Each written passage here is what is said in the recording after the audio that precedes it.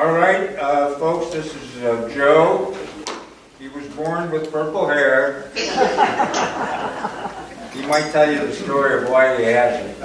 But you guys have gotten 1,000 notices about this meeting. We have a packed room. Probably have about 100, I would assume, in here, hopefully. And I mentioned to everybody, the book is, if you haven't bought the book, it's for sale. Don's got it in the back of the room. We lost it. Yeah, he'll be back. The screen does that. But anyway, welcome, Joe. We really appreciate you talking with us today about this very important issue. And we welcome you. You might want to say a few words about yourself. Thank you. Well, it's nice to be here. So, for anyone who doesn't know me, hasn't seen one of my presentations before, read one of my books, my name is Joe Kissell. I just turned 50, and I thought it would be fun to color my hair purple to celebrate my 50th birthday. You're a couple of years older than most of our people. Right, I assume, right? Of course. We have a very young group. Well, you know, as you get older, your hair color often changes. So, you know, I just assumed that purple would be a normal color for it to change into.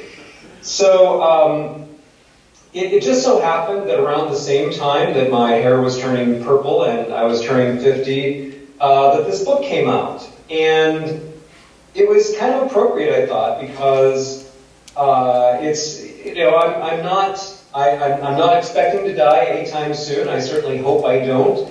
But it is a moment in my life when I sort of am thinking about the future. And I'm reflecting on, you know, taking care of my family and important things in life.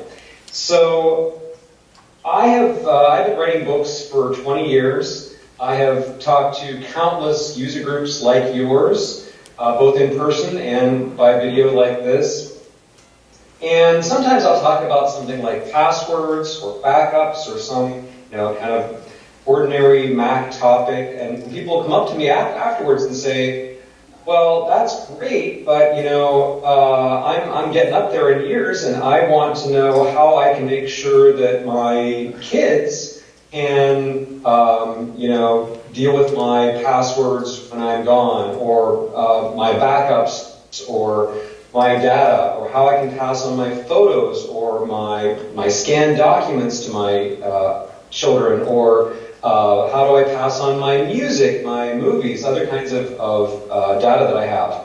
And this kept coming up so much that I realized that it's actually something that has not been addressed very much. There are lots of people who would tell you how to make a will and how to do estate planning, but the whole digital aspect of that, how to deal with your data, social media, and, you know, your Facebook page, and all of your digital stuff is often left out in those discussions. So I realized there was quite a need to talk about that stuff, and that's what this book is about. This book is about making decisions about your digital stuff that will outlive you.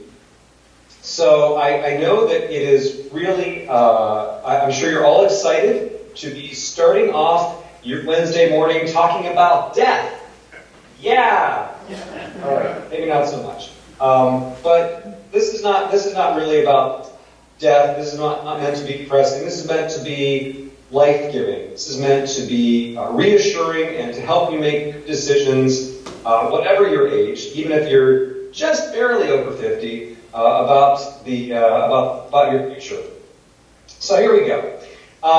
Most of you already have, or I would assume most or many of you already have this book.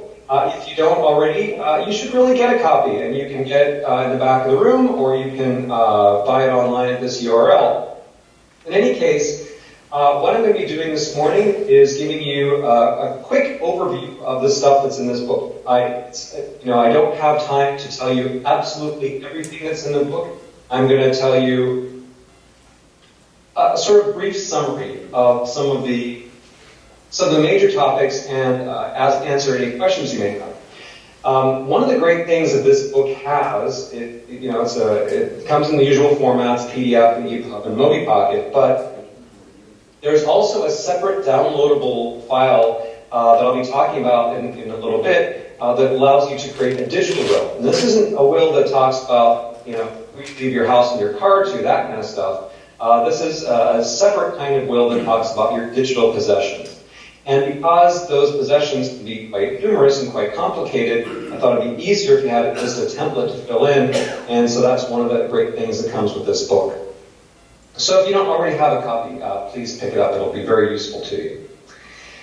So I begin the book with just some thoughts about what I'm talking about when I say digital legacy, and what that might mean to you. Now, it might mean different things to different people, but I wanted to give you an idea of what, this term digital legacy is not my invention. This is kind of a term that's been out there in the world for some time.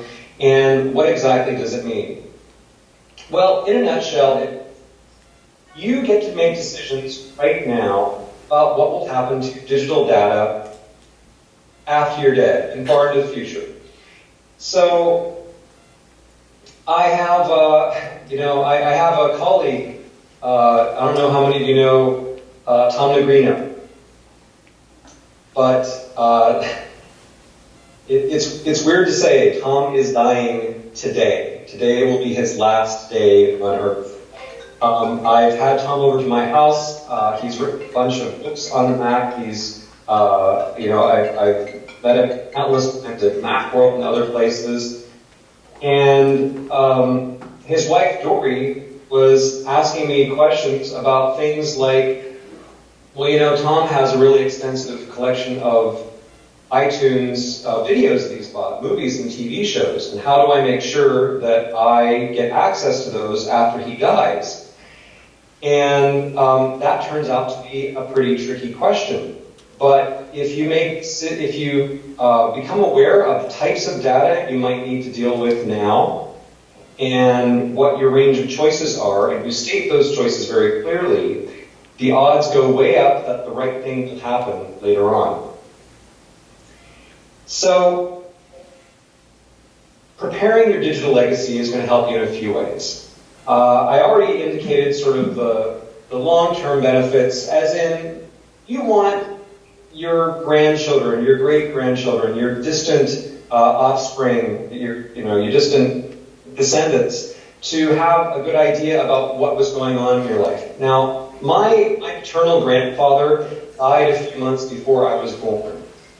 I never met him. I've seen a few pictures. I've never heard a recording of his voice. I've never seen a movie of him. I don't know if he had a sense of humor. I don't know what kind of a person he was.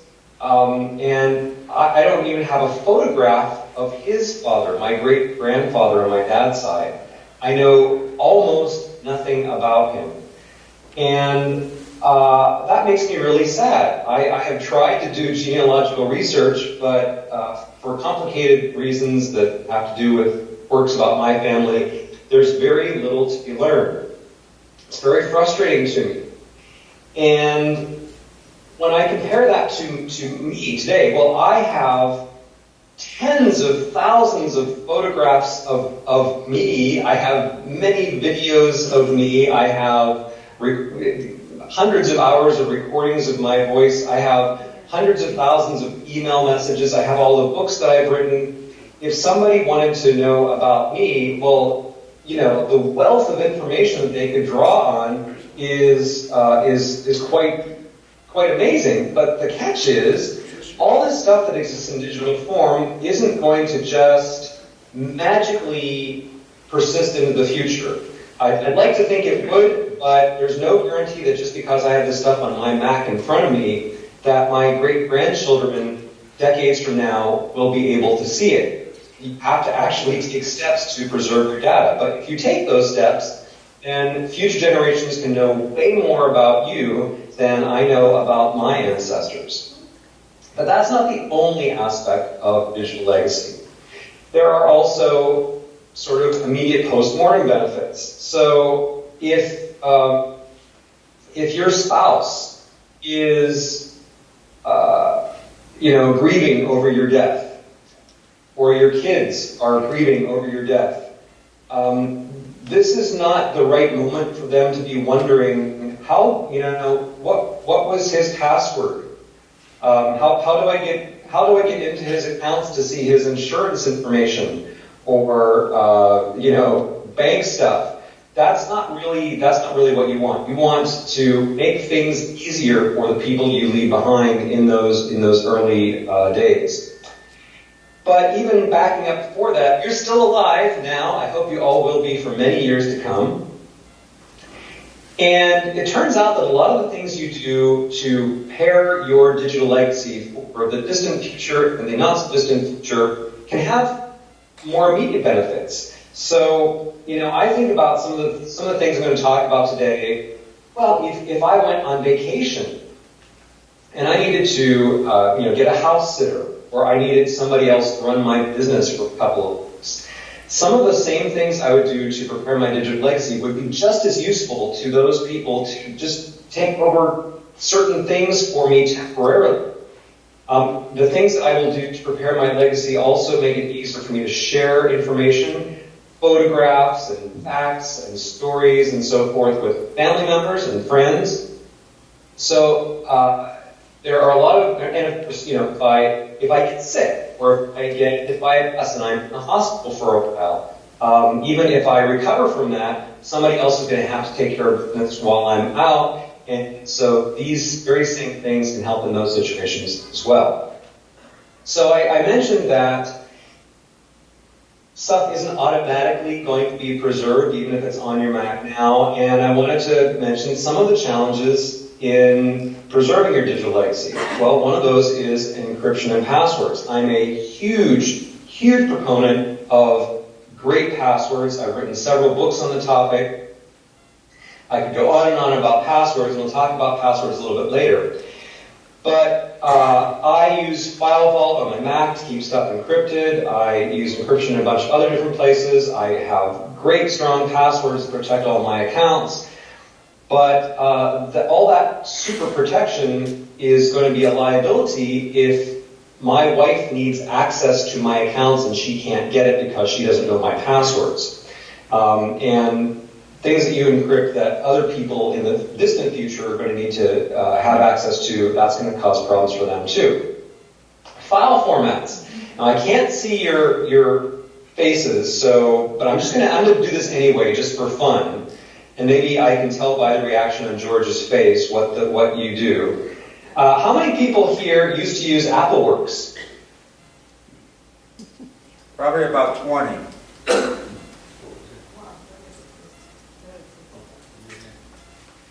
Fair number? Probably about 20. All right, 20 people. Some groups that I talked to, the number has been proportionally quite a bit higher.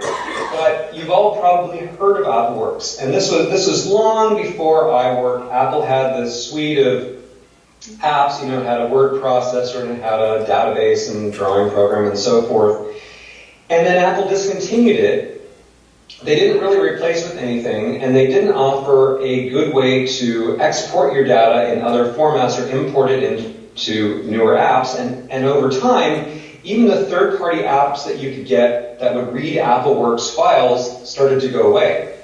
A lot of people created a lot of documents in AppleWorks, and today, it's not that old, but today it's very, very hard to read those documents. So if you can take that idea that AppleWorks existed just a couple of decades ago, and now it's really hard to read those files, imagine what might happen 50 years from now, not only with those files, but with file formats that are common today. You might think, oh, well, everyone in the world has Microsoft Word.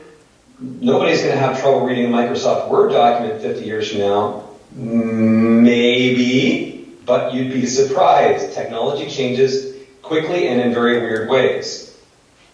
There's also hardware to think about. So you write some files to a hard drive, you stick it in a closet, you hook up that hard drive to your Mac. 5 years later, you haven't taken it out of the closet, you haven't touched it, it's possible that some of that data will be unreadable. It's unfortunate, and it seems wrong. It seems like it shouldn't be that way, but it is that way. CD-ROMs, DVD-ROMs, Blu-rays, flash drives, all the different formats that we use to store our media on have various issues that can cause them to lose data over time. Sometimes it's because of heat, or light, or magnetic fields. Sometimes it's simply the passage of time that causes media to degrade. Sometimes other factors are involved, but your media itself won't last forever. Then there's another issue. If I said, hey, I know you have this file on your Mac, can you go find it for me? I'll bet you could. You would use Spotlight, or you'd use some other search tool, or you would go to exactly the folder because you know where you put it. And you'd say, well, here's the file that you're looking for.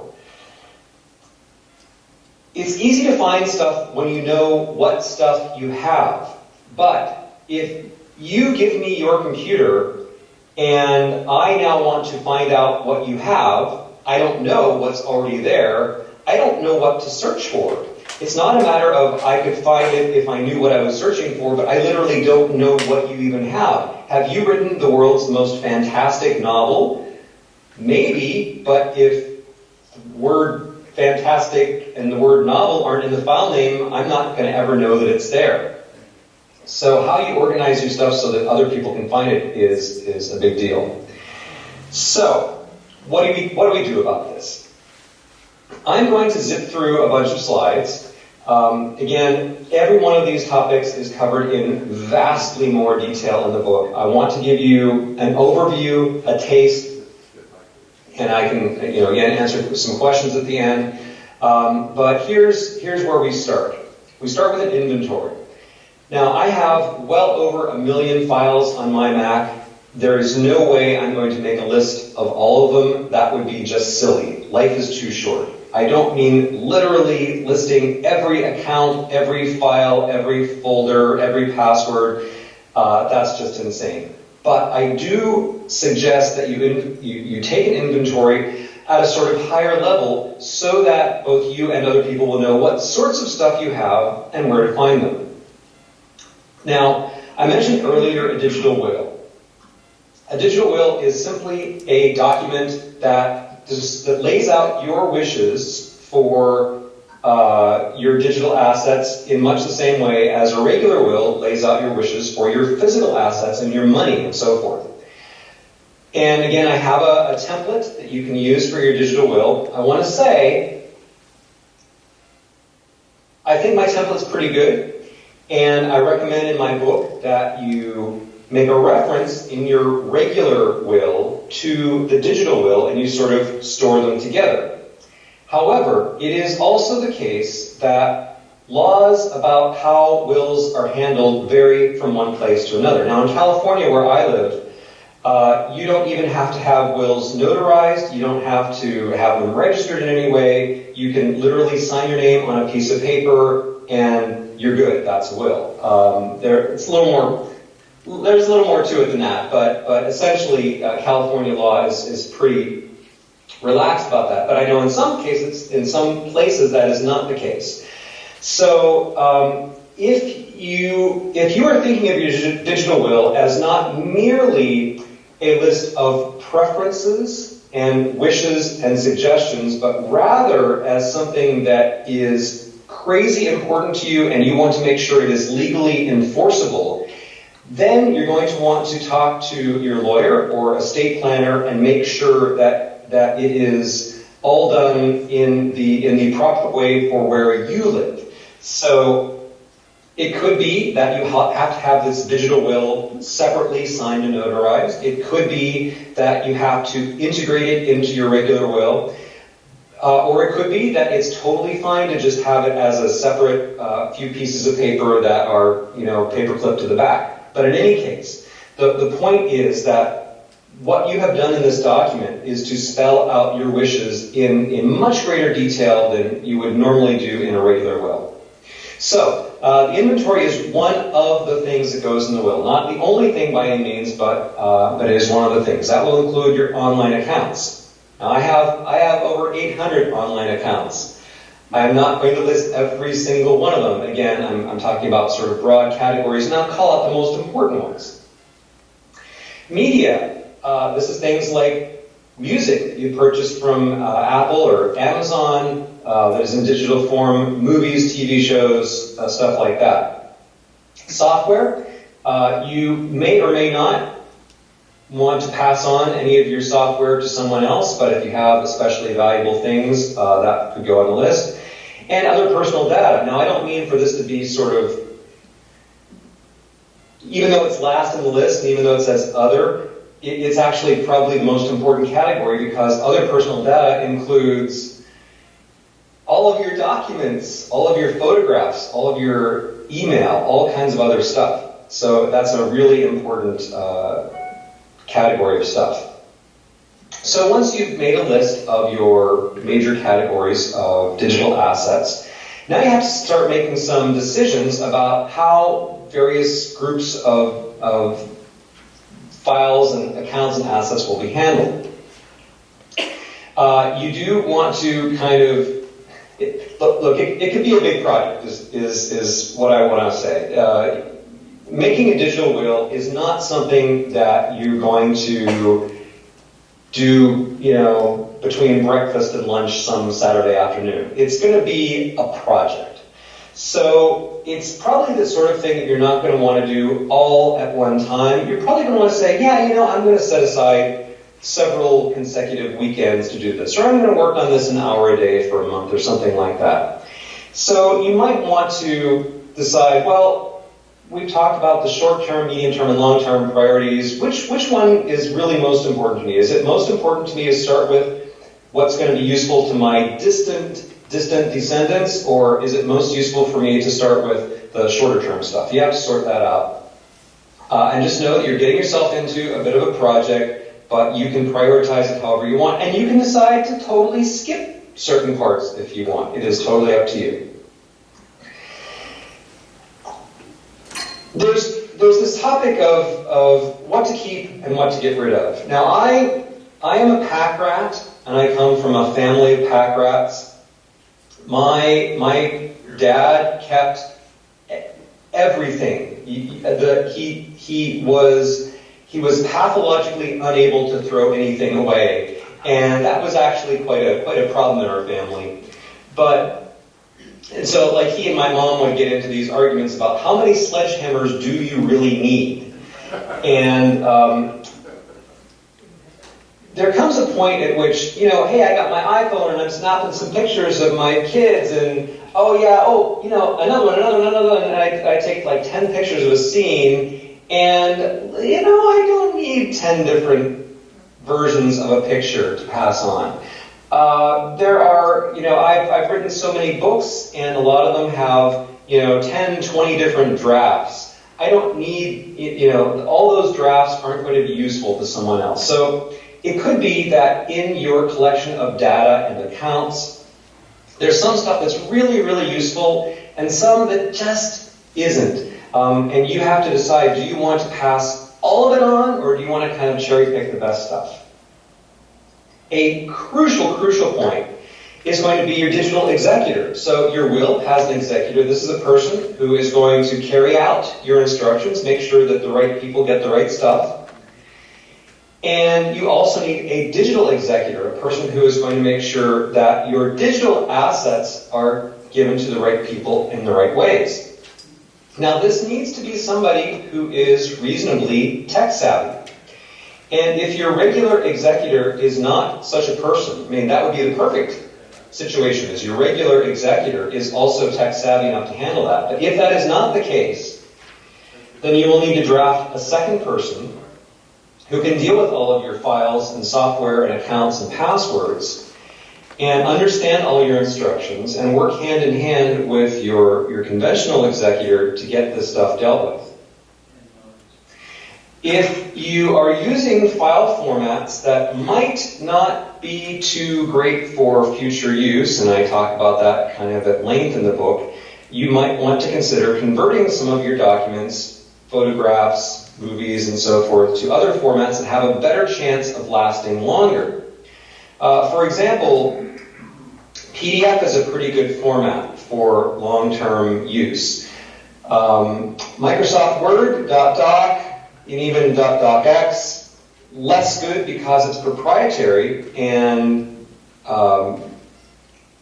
proprietary formats have historically a lower chance of long-term survival than open formats.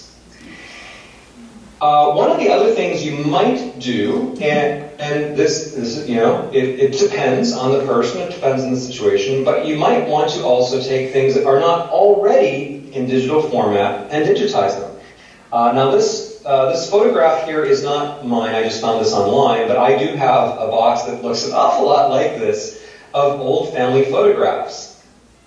And with each passing year, these photographs that have been handed down for, you know, many decades get a little more faded and a little more wrinkled and a little more wonky.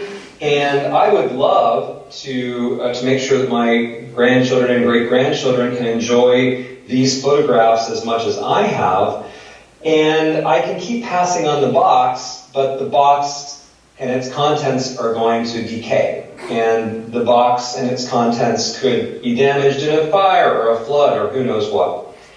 So if you have physical paper objects, photographs, you know, concert tickets, memorabilia of whatever sort, it's a really great idea to digitize those. Get yourself a scanner and scan away and add those to the stuff that you're passing on. As I said with your other files, you gotta prioritize. If you have tens of thousands of photos, that's going to be a pretty big deal. So I have a friend who is sort of his family's designated archivist. And everybody, all of his relatives, just dumped all of their photos on him. He has this room that's full of these huge, I can't make my hands go wide enough that you can see, these huge plastic bins just stacked all over the place. They're filled with photographs, and his job is to digitize all of them, and not just scan them, but inventory them, name them, label them, and share them among the family. It's a job that he's been working on for literally years. So if you have that many photographs, you're going to need to sort of prioritize them. Now, you can go out and buy a scanner. Decent photographic scanners are not that expensive, and you can scan them yourself. It's not hard. Kind of time consuming though. There are also companies that you can hire to scan photos for you. So if you really don't want the bother of scanning it yourself, you can box up your photos and send them to a company. They'll scan them. If you want them to, they will even retouch your scans and enhance them, and they will charge you some fee, maybe it's 50 cents, give or take, per image, and make those things available to you online, or send them to you on a DVD or a flash drive or something. So there is that option. When you are naming these scan files and organizing them, that in itself can be kind of a nightmare. So I talk about this in the book, and what I basically recommend is don't worry about naming them. So when you scan a document, it's probably going to come in with a name that's like the date, you know, 2017_03_ whatever, and you know, the date and the time, and then .img, or .png, or whatever the file format is. Or if you are taking pictures with your digital camera, it might just give a number like img0123.png, something like that. And what I basically say is, the simplest thing to do is to just give your files sequential numeric names. This is 123.png, this is 124.png, this is 125.png. Don't worry about saying this is Aunt Helen in front of her Cadillac in Orlando in 1967.png, because that's gonna make you crazy, and it's gonna be hard to search those things.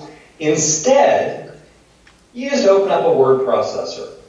It can be text edit, it can be Word, it can be anything. And you type up, 123.png. This is Aunt Helen, blah, blah, blah. Anything you know about it. And then the next one, you type in the file name. It's just the number, 124.png. And then type in whatever you know about that. You're essentially making a database, but it's a sort of low-tech database. It's really just a file with file name and description. File name and description. And what's great about this is even if you have 10,000 descriptions in there, you can always just search. You get, Command F and type in Aunt Helen, and it's going to show you which photos have Aunt Helen in them. And so you can go and find those by number. And so you have a little lookup system. So that's what I recommend. You also need to decide what to do with the originals. Do you want to individually preserve them in, glassine envelopes or something, and you keep them in a humidity-controlled environment? Or do you want to pass them on to somebody else or recycle them? That's another thing to think about. So I mentioned passwords before, and I said I would mention them again. So this is again. Passwords are. I have a sort of love-hate relationship with them. I love that everybody hates them because that means they buy my books about dealing with passwords. But passwords are a pain. Everybody is constantly being asked, create a new password for this account, create a new password. And not only are you constantly required to create passwords, but you're obligated to create passwords that have a certain length, and they have to have, an uppercase letter, lowercase letter, a digit, punctuation, and all these different things. And so creating passwords that are strong enough that meet all these tests is hard enough. But then a smart aleck like me is going to come along and say, oh, by the way, they all have to be different. And by the way, they do all have to be different. They have to be different.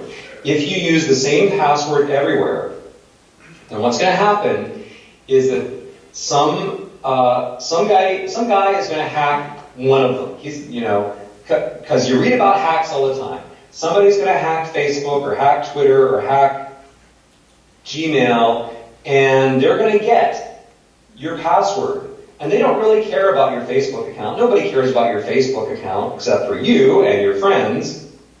But the hacker is going to count on the fact that you use the same password everywhere. So the hacker is going to use that Facebook password that he stole or hacked to try to get into your bank account or your investments or things that really matter. So the safest practice is to have unique passwords everywhere. And the easiest way to do that is to not have to think about it. Just use an app. Use an app like 1Password or LastPass or Dashlane or RoboForm. There are a whole bunch of these, but they're basically apps that you get to a website that says, you need to generate a new password. You just go, click, there's a new password. It generated it for you, it filled it in, it remembered it. And the next time you go back to that password, that site, it says, what's your password? And you're like, I don't know, but I'm just going to press a button. And it's going to remember the password that it came up with for me the last time. And it's going to sync these passwords across all my devices. So if you use a password manager, then you really only have to remember a few passwords, one of them being the master password that unlocks the rest of the passwords in your password manager. So that's why I recommend doing it. And the great thing about using some of these tools, like 1Password and LastPass and Dashlane, is that they have mechanisms built into them that allow you to securely share your passwords with other people. So I can give my wife an account that is connected to my account with 1Password, and I can say, okay, I want to make sure that my wife has access to these passwords, and just drag them into her folder there. And then whenever I update those passwords, they're updated for her too, and she can get into all of my key passwords with her account. So there are other ways of doing it, but that's one easy way. As I mentioned earlier, not all of your accounts are really going to be important to someone else, but you know which accounts you use all the time and which accounts someone else would have to take care of when you're not able to do it. So you want to make a list of those or mark them in some way, maybe tag them in your password manager or something. And even if you're not using a system that can enable real-time sharing of your passwords with someone else, you can certainly say, okay, trusted digital executor, here's my master password guard it with your life, and here is where you find my password manager to actually enter this password. I want to switch gears for a moment and talk about email. I mentioned that I have pack rat tendencies, and one part of that is that I save almost every email message that I have ever received or sent. I don't save like, hey, you just signed up for my mailing list, verify your account. I don't save spam. I don't save, completely useless things that are only going to be good for 5 minutes, but I save almost everything else. And if someone were to look through my email, first of all, that person would be insane because there is so much of it. But they would be able to learn a huge amount of information about me. They would be able to see, everywhere I traveled, every meeting like this that I've gone to, every work task that I've ever done, all of my personal and business relationships, how I reacted to events in the world, things that really make me happy, things that really make me angry. They would learn a ton of stuff about me. So having an archive of your email is potentially really useful for future generations. But also, there are kind of shorter term aspects. If I get hit by the proverbial bus and I'm in the hospital for a month, people are going to keep sending me email, and some of that email is going to be urgent. Some of it is going to be, bills that have to be paid, or business stuff that has to be dealt with, or questions like, oh my God, Joe, are you okay? Oh my God, Joe, are you okay? Why won't you answer my email? Joe, are you okay? And somebody needs to be answering these emails. So this is the kind of thing where you do want to archive your email for the future, but you also want to make sure that someone else has the ability to take over your email account temporarily to take care of business. So one thing I recommend is make sure you have local copies of everything. Now, I'll bet that most of the people here already do. If you're using Apple Mail on your Mac, you're using either IMAP or POP, you probably already have a local copy of all of your messages. But there are some people who prefer to use Gmail or Hotmail or Yahoo Mail or one of the online services, and they only ever view their email in a web browser. And that's okay, except that means that all of your email is only stored on a server someplace. And there are situations in which someone might need access to your email where they couldn't get access to the server. So even if you use one of those types of services, I recommend setting up a local, an app like Mail or Outlook or Thunderbird to also download that stuff and keep a local copy. Of course, give your digital executor access to your accounts. And you're going to leave instructions in your digital will. Please, digital executor, keep answering emails to this account for at least the next couple of months, because people not knowing that I died are going to be writing me messages, and I want you to reply to them. Another thing that a digital executor will do with your email accounts is things like password resets. If a password is lost or forgotten and they need to get into an account, they'll click the lost password button and that message will come to your email address. So they have to be able to get into it for reasons like that. Now, social media is an interesting category. I'm on Twitter. And I'm not a heavy Twitter user, but I use it a bit. I have a Facebook account. I rarely touch it, but my mom, who is probably closer in age to many of you there, uses Facebook all the time. I don't know. It's a generational thing. Kids these days, they don't know how to deal with these fancy computer things. It's weird to me that my mom is more into social media than I am. But anyway, there it is. If you use Facebook, Twitter, YouTube, Instagram, these sorts of things regularly, you have some decisions to make. So what's going to happen to your account itself and to all the stuff that you've posted there once you die? people have died without making arrangements for their social media accounts, and then they're left in a sort of limbo. So someone will visit this page, like a Facebook page, and they will not know that the person has died, and they'll keep, writing messages there.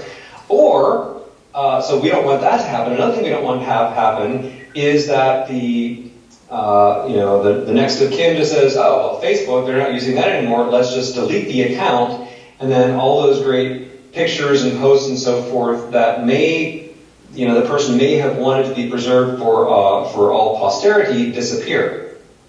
So here's what I suggest that you do with your social media accounts. If you use social media, make a list of those accounts and decide what to do with each one. Now, you have some options here. You might want to tell your digital executor, look, once I'm gone, I would like you to log into my Twitter account and post one last tweet that says, it's been great, guys, see you around. Or one last post on your Facebook account, or whatever you want to say, your final words. That would be one option, to say, post the final words and then leave everything. You might say, either instead or in addition, download everything that I've written on Twitter, download everything that I've written on Facebook, and store it away for the future. Once you've done that, if you want to keep the account online for posterity, great. If you want to remove it from the online world, but just keep your local archive, that's another option. And then there is just, I don't want anybody to know that I existed after I'm dead. I would be embarrassed for this account to still be alive later and just delete it.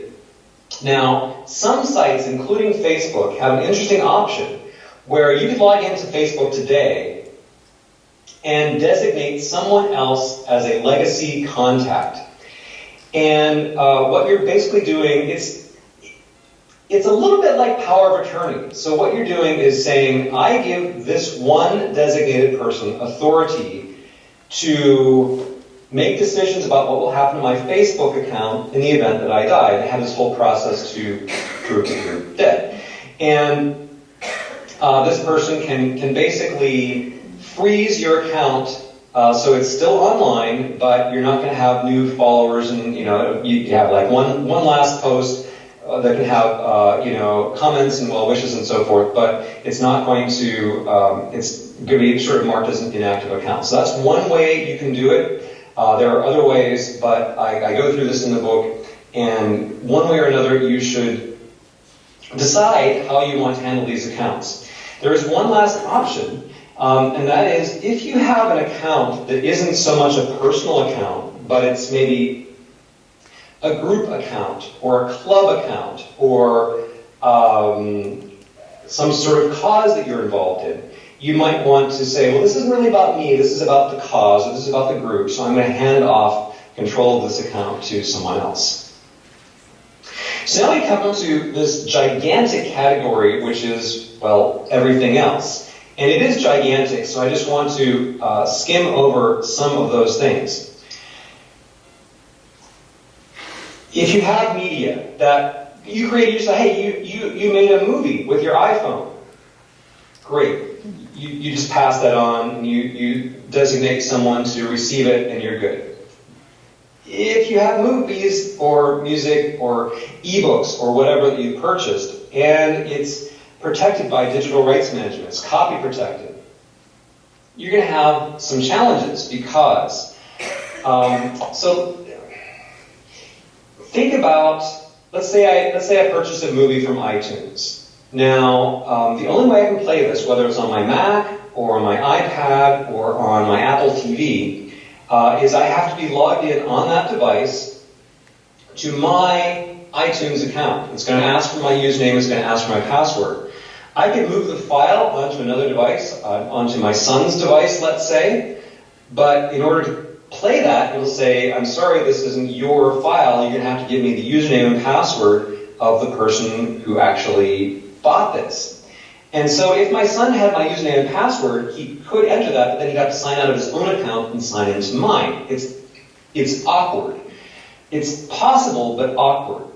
Now, Apple doesn't actually say in their terms of service, they don't have a provision for passing on digital assets. They say that when you purchase something from them, you're not really buying it, you're really licensing it. You're really getting the right to temporarily use it. So if Apple found out that I died, they would be within their rights to just close my account and make it impossible for anyone to continue viewing that media, even if they had my username and password. Now, I've never heard of this actually happening, but it could. You never know. So basically, the long story short is passing on copy-protected media is tricky at best, but there are issues you need to think through. Same thing with software. I don't know if anybody here uses Bitcoin or similar digital currencies, but that is another thing that, it has value like dollars, but you can't quite spend it like dollars. You need to have some technical ability too, so that's something that needs to be accounted for in your digital will. Do you have a Dropbox account? Do you have a Microsoft OneDrive account? Do you have online backups with CrashPlan or Backblaze or any of dozens of other cloud services, iCloud Drive? Any of that stuff, you have to figure out what is going to happen to this data in the cloud. Who will take care of it? Who gets it? Should it be deleted? Should it be preserved? And so forth. And then all of your other documents, the artwork that you created on your Mac, music that you've recorded on your Mac, letters you've written, books that you've written, anything else that's on your Mac, what are you going to do with all this stuff? And your backups themselves. I hope you have great backups, but your backups might contain some old files that are important that have disappeared from your computer. So you have to make decisions, again, in broad categories about what will be done with all these things. So you've gone through your list of assets. You've made decisions about, here's what I want, here's my most important accounts and what I want to have happen to those. Here's what I want to have happen with my media and my email and my social media and so forth. And you're going to come out with a list of, okay, this is the stuff. This gigantic folder has documents that I want to preserve for the future. What do I do with it? Well, I mentioned earlier that there are some challenges here. So let's talk about these challenges. Hard disks, CD-ROMs, flash drives, basically all of today's common data storage devices can lose data over time. It's not pretty, but it is the truth. So how are you going to pass this on? Well, there are a few ideas. There are companies that make archival quality optical discs. Recordable CDs, recordable DVDs, recordable Blu-rays. What's different about the archival quality discs is that instead of using a dye that can fade over time, they actually use a gold or silver compound that is immune to fading. And some of these companies say that their media will last 100 years or hundreds of years. So that's an idea, but there's a problem with that, which is, are there going to be CD-ROM drives 100 years from now? I mean, if somebody handed you a floppy disk today, how would you get the data off of it? I have not had a floppy drive in my home for, 10, 15 years. I have no need for a floppy disk. That disappeared from my list of useful things a long, long time ago. Today, very few Macs that you buy have optical drives built in. They're going away, and they are going to only become less common in the future. So even if the disk is perfect and it has all of your data beautifully recorded and preserved, will anybody actually be able to read that disk on devices 20, 30 years from now? I don't know. Maybe, maybe not. All right, hard drives and SSDs. Those are what you're probably using for main storage and probably what you're using for backup. They do have a tendency to lose data. SSDs have less of a tendency to lose data than hard drives. It is an option to use these if you make sure that whoever is mining your data when you're gone copies it to a new hard drive or SSD every so often, every few years maybe. That is the best way to guard against this sort of random data loss. There is cloud storage. And the great thing about cloud storage is if you use a company like Amazon or Dropbox to provide cloud storage, they have gigantic rooms full of hard drives, and they store your data, and if a hard drive starts going bad, then they're just going to remove that hard drive, replace it. They will have redundant copies of your data, so it'll all happen seamlessly. You'll never know anything happened. They take care of maintaining the hardware. That's great. The problem with that is that you don't know if these companies are even going to be around decades in the future. And even if they are, you might be passing on the obligation to pay for this stuff, to pay for storage to future generations. So it's an option, maybe not the best option. Well, then there's paper. Hey, we have paper documents going back thousands of years. People know how to preserve paper. So for some of your really important stuff, you could absolutely print it out and store the paper very carefully. Of course, that's not really going to help with movies or audio or certain kinds of things that just don't go on paper. Then there's Sapphire. There's this company that makes these discs. They look kind of like CD-ROMs, except they don't have a hole in them. They're made out of sapphire.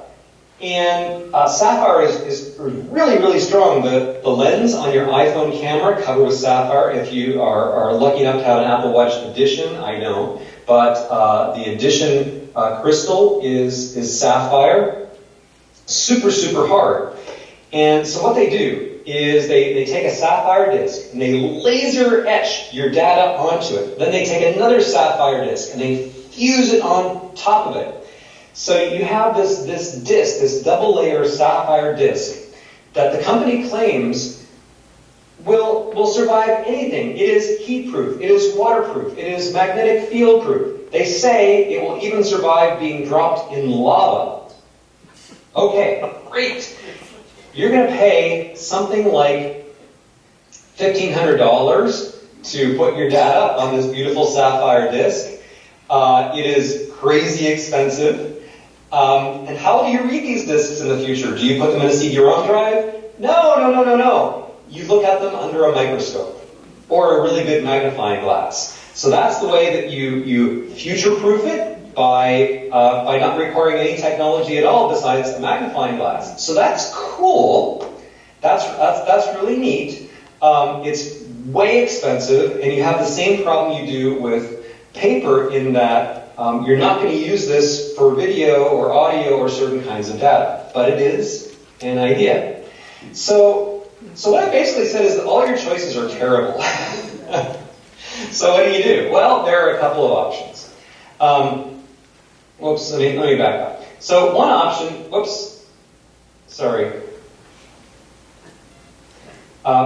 I say is not going to exactly match the slides. That's all right.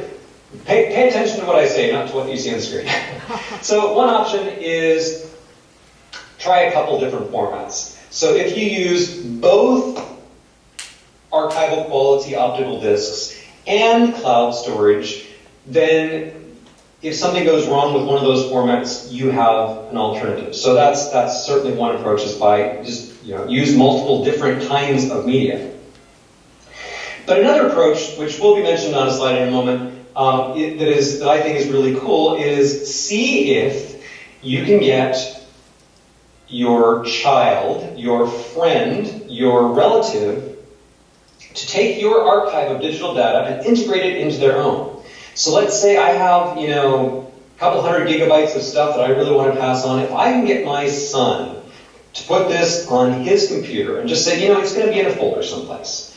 Now, that folder, along with all the rest of your stuff on your computer, is going to be backed up, and it's going to be kept alive and you're going to replace your drives and SSDs, and the backups are going to be maintained, and then you're going to pass it on to your heirs and so forth. If that data isn't just sort of put in a closet someplace, but it's being kept alive by being constantly backed up and cared for, it probably has a better chance of long-term survival. But really, again, the best course is a combination of these things. Some archival storage media, and also passing it along to an heir. So I talked about redundancy and integrating with your heirs' data. I talked about refreshing your archives every so often, basically copying the stuff onto new media to preserve it longer. And also decide what to do with your hardware. I'm talking about this as though your data is somehow isolated from your Mac itself, but you're going to want to do something with your computer equipment, your iPad, your phone, your Mac, whatever other computer equipment you have. So you should pass that on to someone, but I'm just saying that shouldn't be the only place your data is stored, because machines wear out, and if that's the only place your data is stored, it might not be readable very many years in the future. So now that you've done all this, you've decided what to do with all your stuff, you've made a special archive, you've filled out your digital will. One last thing. I'd like you to create a legacy dossier. And I'm talking about a literal, physical file of folder. And that file folder is going to include your conventional will, the will you already have, a copy of it, or the original, a copy, doesn't matter. It's going to include your will. It's going to include a printed copy of your digital will. And it's going to include some instructions. So the instructions are going to be kind of, what is all this stuff in here, and what does somebody need to do with it? Part of that is a document that I call How to Be Me. Now, don't take this too seriously, but basically this is the part where I describe to someone else how to do the things that need to be done that I'm the only person who knows how to do. So, for example, let's say that I have a gardener who comes in once a week, and this person needs to be paid once a month, but I have only ever dealt with this person myself. My family doesn't know who this is, they don't know how this person needs to be paid or when they need to be paid. Well, that would be an example of something that needs to be done, but it's only in my head, so I need to write that down. It could be stuff like, maintenance things that you do on your house or car, or if you are still engaging in any sort of business stuff that has to be done. Oh, this bill has to be paid, or this. I have to do a certain thing with a certain account every year, or else there will be consequences. Just think about the things that you do periodically around your home, or interactions with other people, especially if they involve money. Things that only you know how to do, that have never been written down. Imagine that you were taking a 3-month vacation, and somebody else had to do all those things. Write down instructions for them. Now, here's a fun thing. Your auto-obituary. Now, a few years ago, my mom called me up and said, Joe, Aunt Ruth and I had a blast over the weekend. We had so much fun. I'm like, well, what'd you do, Mom? And she said, well, we planned our funerals. I'm like, Mom, are you okay? Is there something I should know about? And she said, no, we're fine. But I started thinking about the fact that if I didn't plan my funeral, that somebody else would, and it would probably be terrible. It would not be the kind of funeral that I would want to have. And I'm like, well, what do you mean, Mom? She said, well, my mom's name is Grace.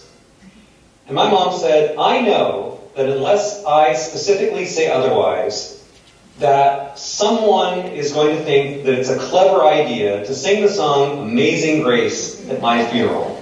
And that would infuriate me. I do not want anyone to be singing Amazing Grace at my funeral.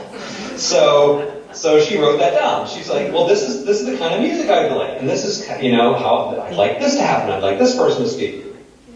She would like her funeral to be a party. She'd like it to be great. She doesn't want it to be the sort of funeral that she would undoubtedly get if somebody else planned it. So she planned it herself. Well, along the same lines, somebody, when my mom eventually dies, will write her obituary. And, the frustrating thing about obituaries is that the time at which they need to be written is really inconvenient because people are, they're upset. This person we love has just died. Now I have to think about, how I'm going to represent their life, and I gotta get this thing, and I gotta contact the newspaper and do all this stuff. It's not fun.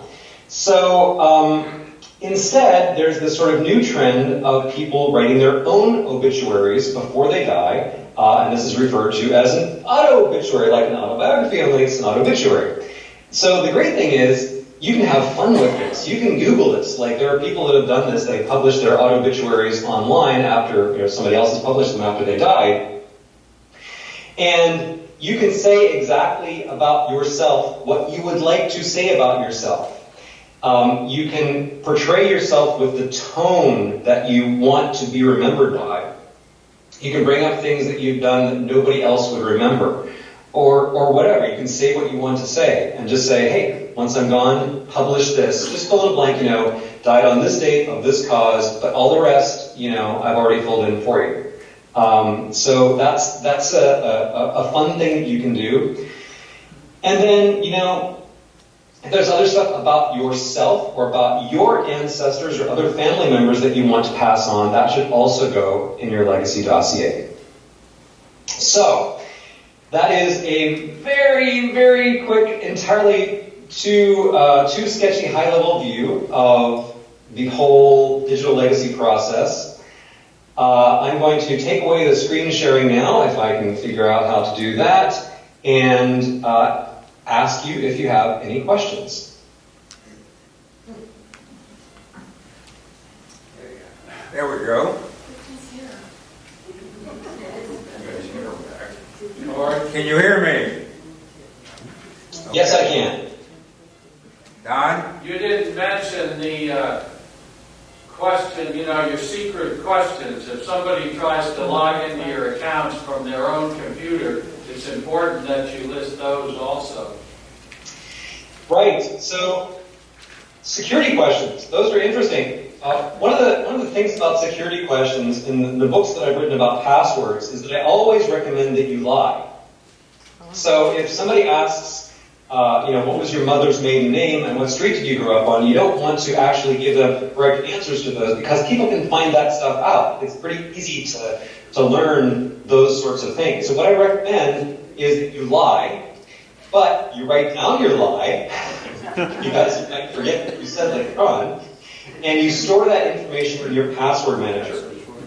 So what I recommend is that along with your passwords, you include your security, the questions that you were asked, and your answers to those questions in your password manager, so that when you give someone else access to your password manager, you are at the same time giving them access to your security questions and their answers. But that is absolutely right. That is important. Another thing that I mentioned in the book, which I didn't mention today, is two-factor authentication. So with a lot of accounts, you set it up so that for extra security, you have to enter a number that comes in by SMS on your phone or in some other way in order to get into your account. Well, that's great for security, but what if that your person who needs to get into your account doesn't have your phone? So those are the sorts of things you need to think through and make sure you have a plan for other people to have all the tools, your phones, your accounts, whatever other information they need to get into those places.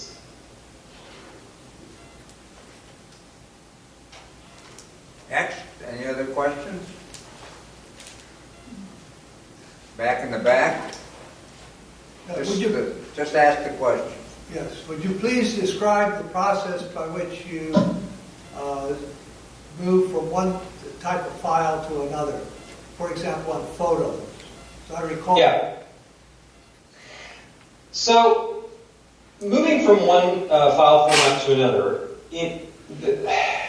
it's a little bit tricky because The file formats that are best for long-term preservation are also the least convenient for day-to-day use.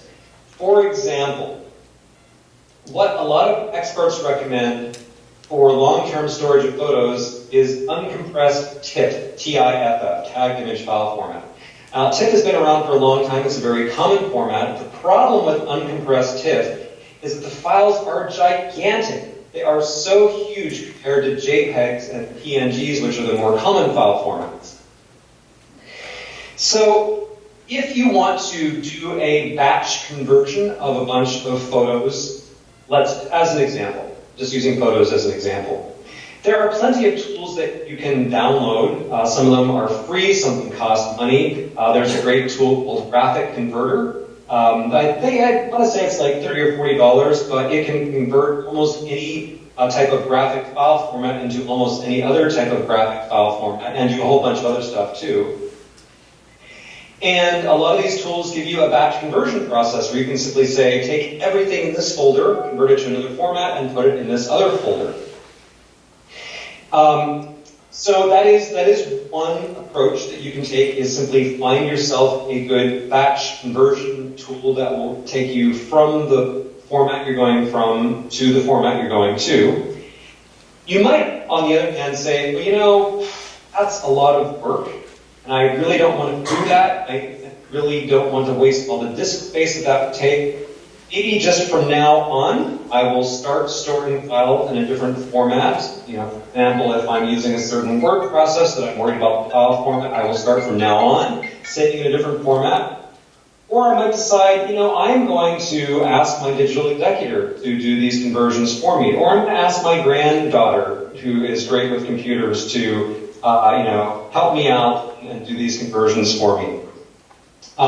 There's no single answer to that question, because it depends on what file formats you have, what file formats you want to go to, and how much data you have. There's one thing to say, well, I have 100 photos, and they're all in this folder, and I'm just going to transfer them to something else. It's another thing to say, well, I have 50,000 photos, and they're not stored as separate files on disk. They're all in the Apple's Photos app. So it's not entirely straightforward to convert those. The best I can say is that there is always a way to do it. The way to do it is not always easy or straightforward, and I give some general guidelines about this in the book, but because there are so many variables involved, I can't give exact step-by-step instructions for each situation. I think we had another question back there. I don't know if you cover this in your book, but aren't there such things as digital cemeteries or digital mausoleums? Also, what type of hardware is used in the space capsules, where information is sent out to space? I also had two other comments that I think Facebook allows you to do a mini film of your life, a 15-minute film. And then in future genealogical trees, I could envision people putting emojis next to individuals just to quickly describe their life and their memories or their personality. I would hate to think what emoji somebody would put next to you. That's great. So, spacecraft. Well, the Voyager Voyager 1, Voyager 2, I forget. They had this like gold kind of, basically like an LP, but like a gold record with pictures etched on it, and also recordings of sounds from planet Earth, like people saying hello in a bunch of different languages, and supposedly instructions for how some hypothetical alien who came across this could assemble an apparatus that would let them hear it. I always thought that was kind of weird because, I looked at the instructions and I couldn't figure them out, and so I guess aliens are going to have to be a lot more, intelligent than me. But it also assumes that they have ears and they have, gravity and they have an atmosphere and all these different things. So I don't know that I would necessarily recommend that as a strategy. As far as But that was, that was a special case. That was a message that was supposed to be sent to anyone who, might encounter the spacecraft. It was not like, it wasn't like the operating system for the spacecraft itself. I don't know how spacecraft store data that, their actual operating system and the data that they collect. I would be shocked if it was hard drives. I can't imagine that hard drives would be expected to withstand the rigors of cold temperatures and zero gravity and all that stuff for decades. But I don't actually know. It's a really interesting question. I'd like to investigate that. And sorry, I'm going backwards in the question. What was the first one you asked before the space capitals? Digital cemeteries. Oh, right, yes. So this is interesting, actually. There are a bunch of sites that offer a wide range of services that are supposed to kick in after you're dead. So some of them are designed strictly to pass on a message after you've died. So once I'm dead, I want to send my kids this message. I want to send my wife this message. I want to send, my sworn enemies this other message. And they have these mechanisms where you can have text or have audio, have video, have documents that are delivered to certain people after you've died. And again, they have these processes that you go through for them to be able to figure out whether you've died or not. Some of them are not so much about sending messages, but more about just preserving your life. And I think that's more like the summits great that you're talking about. So I list a number of these types of sites in my book. But the disturbing thing is that these businesses go out of business with shocking regularity. So you entrust your stuff to them, and you go back 6 months later, it's like, oops, the site is out of business. So when I was writing this book, like when I started writing the book, I compiled a list of all the sites like this that I could find. And between the time I started writing the book and the time it was published, at least one of those sites had gone out of business just during those few months. Plus, I learned about a whole long list of other sites that had been in business earlier, but went out of business in the previous few years. So what I'd say about those services, it's a neat idea, but you can't count on them. You can't assume that stuff you entrust to them will in fact be preserved for generations. And that makes me clear again. Scott, how many years would you suggest keeping an external hard drive before replacing it? Well, I'll put it like this. If you look at the warranties on consumer hard drives these days, you can find a fair number that have 5-year warranties, and you can find a couple that have 7-year warranties. In my experience, a hard drive lasting for 7 years is exceptional. Warranty or not, a warranty only says if your hard drive fails in this period of time, we'll replace the drive. It doesn't say that we'll be able to, preserve the data that you lost. So, for me, I start getting nervous about the integrity of data on a hard drive after, 3 to 5 years. On the one hand, if you don't touch the hard drive, there are fewer things that can go wrong with it. On the other hand, if you don't touch the hard drive, one thing that can sometimes happen as the hard drive sits idle for years is it basically seizes up, it's stuck. And when you finally apply power, the motor won't actually be able to spin up.